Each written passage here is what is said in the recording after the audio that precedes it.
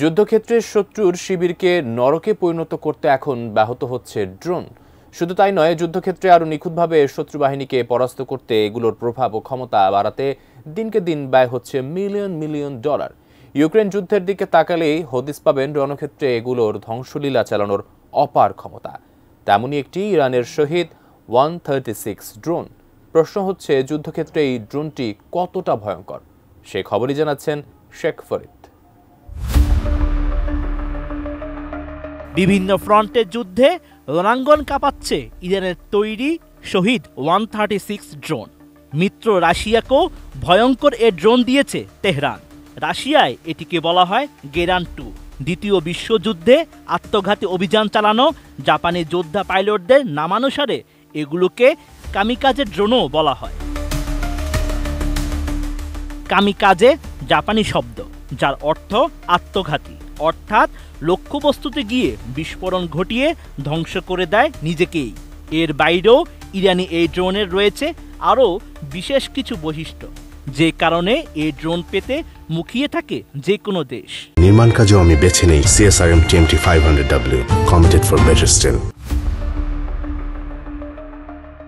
একটি রুশ calibre cruise মিসাইলের দাম প্রায় $10 লাখ। যুক্তরাষ্ট্রের তৈরি টমাহক মিসাইলের দাম $20 লাখ।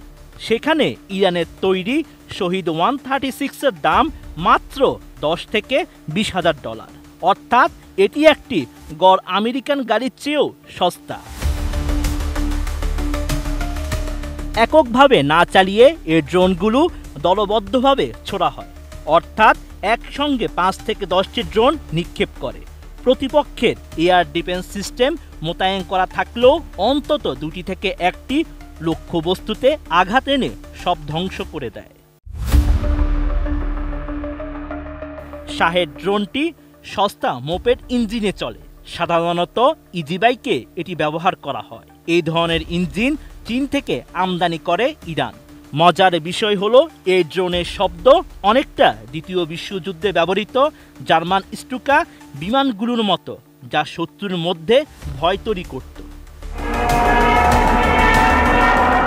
যুক্তরাষ্ট্রের জিপিএস সিস্টেম বাদ দিয়ে রাশিয়ার গ্লোনাস প্রযুক্তির সাহায্যে দিক নির্ণয় করে চলে এই ড্রোন। এতে রকেট অ্যাসিস্ট্যান্ট টেক অফ প্রযুক্তি রয়েছে, যা দ্রুত গতিতে ড্রোনটিকে লঞ্চ করতে সাহায্য করে। এছাড়া স্টেলথ প্রযুক্তি ব্যবহার করে তৈরি করা হয়েছে শাহেদ 136 ড্রোন।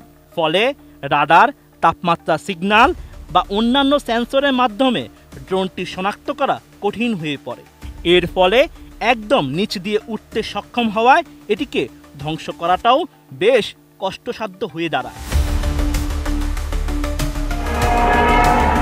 শেখ ফরিদ, ATN।